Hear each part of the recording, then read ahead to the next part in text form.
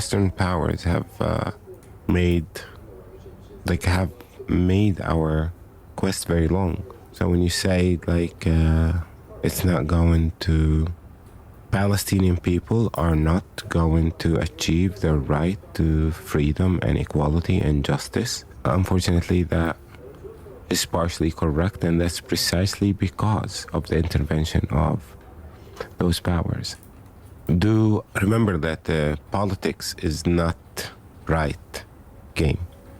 Politics is corrupt game. To become a political careerist, you are conditioned from very early on. I think Chomsky spoke about that. Where are all those moral political leaders? And it's mentioned that as a political careerist, you are conditioned to give up your human values one after the other. And by the time you are ready to be elected, you have nothing. Nothing. You become bureaucrat who's cute, and the public find you attractive, they vote for you, and you go on maintaining the exact same job as inherited from your predecessors. And it's actually getting from bad to worse. You look at the politics, the main collective institution in Europe is called the European Parliament, right? Parliament. Yeah. So the European Parliament has a German president who's in denial of the ongoing genocide, but has a man responsible for the foreign affairs of, what's his name, Borrell or whatever? Yes. Josip Borrell. Yeah. Who is critical of Israeli genocide. The institution, what this institution is giving to the public is contradicting messages. Now, if you want to break any mind, you just give them two contradicting messages, and their minds are broken, and they will think it's very difficult to understand.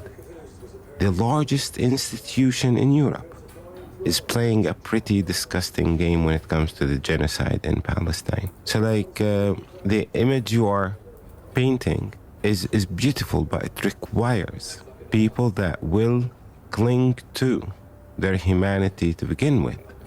Because it's impossible to be engaged in the Palestinian struggle for freedom if you are not free to begin with.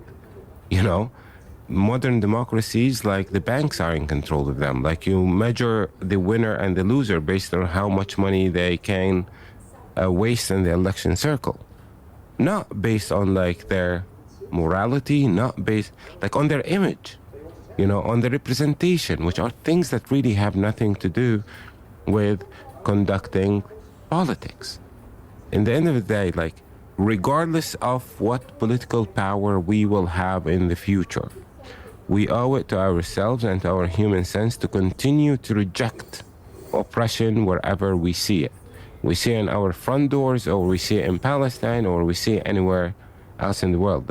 Regardless of how this movement will develop into a political power, or it will never develop into a political power, we owe it to ourselves to continue to express rejection to oppression as long as oppression is in existence.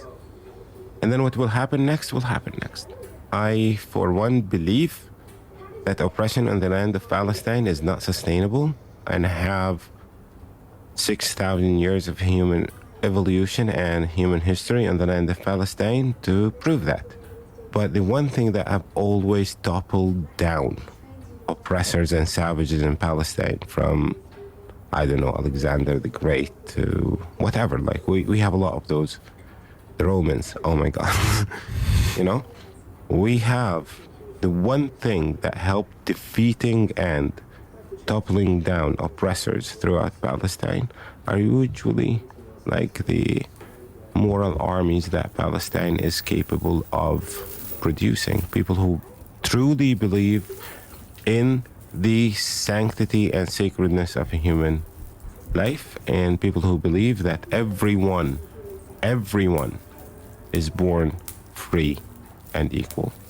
So I have evidence for that, to believe that oppression is not sustainable in the land of Palestine. Will it happen in my lifetime? I don't really care, because it's not personal. It's not like I need to do my job, do the best I can every single day of my life, as long as this oppression is the status quo. Will that, like my rejection to the savagery of the state of Israel, would be effective or ineffective? That's besides the point. So we owe it to ourselves to keep rejecting oppression as long as it exists.